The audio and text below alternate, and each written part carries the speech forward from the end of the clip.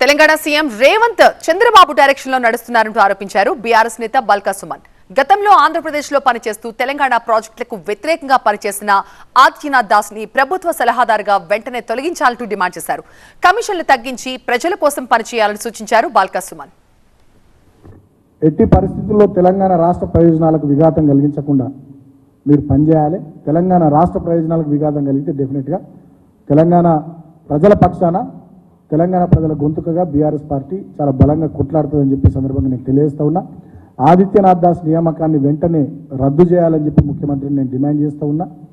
రైతాంగానికి సంబంధించినటువంటి కరెంట్ ఇవ్వడం కానీ, నీళ్ళు ఇవ్వడం కానీ, విత్తనాలు ఎరువులు ఇవ్వడం కానీ, రైతు భరోసా మీరు ఇస్తా అన్న రైతు భరోసా కానీ ఇమీడియట్గా ఈ పనులన్నిటి కూడా సీజన్ స్టార్ట్ అయింది కాబట్టి వాటిని పూర్తి చేయాలని చెప్పి నేను ఈ సందర్భంగా ముఖ్యమంత్రిని కోరుతా ఉన్నా.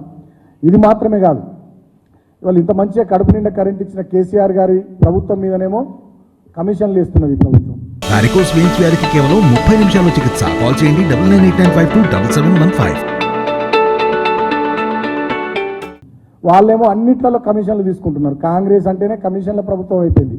ప్రతిపక్ష పార్టీల మీద, గత ప్రభుత్వాల మీద కమిషన్లు వేసుడు, వీళ్ళు మంచిగా ఇసుకల, మద్యంలా, భూములల్లా, చివరికి ధాన్యంలా అన్నిట్లలో కమిషన్లు తీసుకున్నాడు. కాంగ్రెస్ అంటేనే కమిషన్ల ప్రభుత్వం అని ఇవాళ వాళ్ళు రుజువు చేసుకుంటూ ఉన్నారు. ఈ కమిషన్ల మీద శ్రద్ధ తగ్గించి నిజమైనటువంటి పాలన మీద దృష్టి పెట్టాలని చెప్పి ఈ సందర్భంగా నేను ముఖ్యమంత్రిని కోరుతా ఉన్నా.